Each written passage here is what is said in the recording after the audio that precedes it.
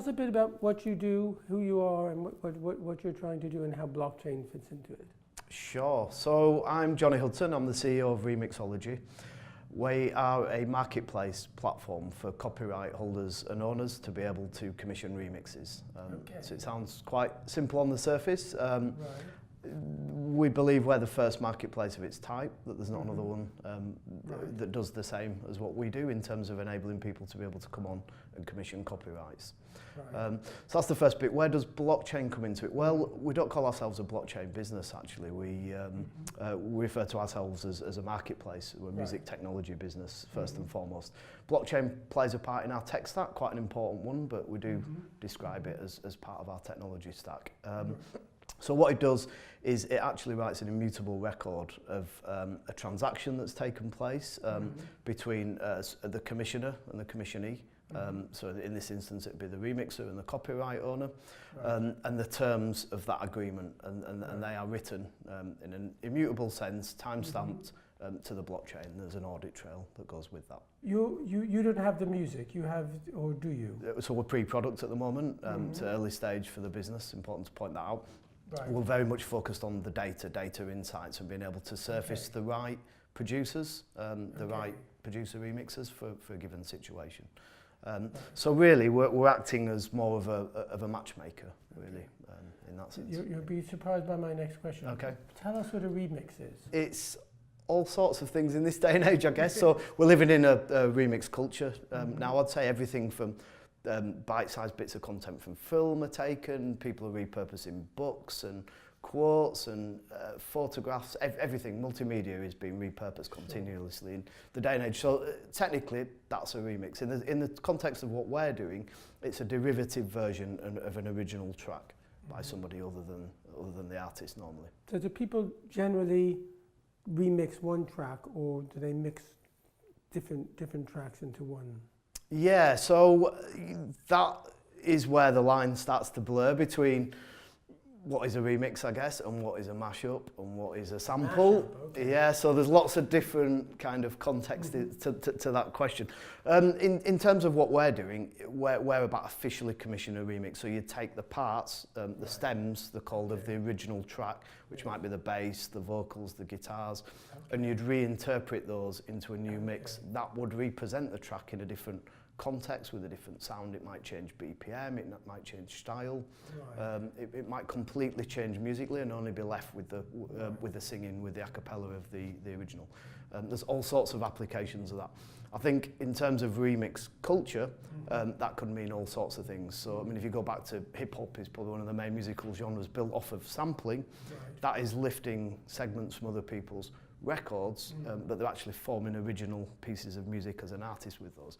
So in our context, I wouldn't class that as a remix, I'd class it as a new body of work. But it's interesting because there is a bit of a grey area there. So what somebody does with a remix is they take different tracks from, and mixes them in different ways from the same original music. They do, yeah. I mean, so we're focused on electronic music genre to start with, and the history of electronic music is all about taking samples and beats. It may be drums, you know, it may be other musical elements that you build into a new composition. So it's very much focused on sampling, and that's where computers.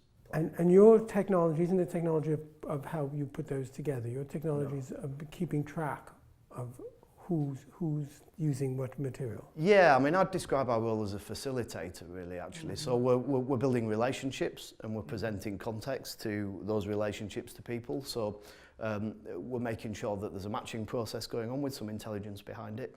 There's some considered data, so the person commissioning the remix knows that they're going to, for example, get a good return on investment on the person that they've commissioned, and they also fully understand how that aligns with their objectives. That we feel is totally lacking in the marketplace currently. People can kind of, from the research we've done, dive into commissioning a remix on a bit of a hope and a prayer that it kind of works out, you know, rather than actually having some of the data to back these decisions up. So so at the moment there's nothing out there that does any of this. In terms of it all being unified and presented in a format that helps people intuitively, I'd say no.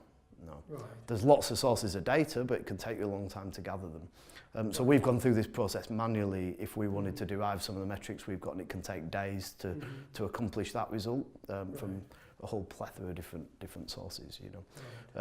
I mean, just within the UK, you know, there could be hundreds of different platforms where you could access different aspects of data that surface insights into remixes. And what blockchain buys you here is the immutability and the audit trail, the immutable audit trail. Yeah, really.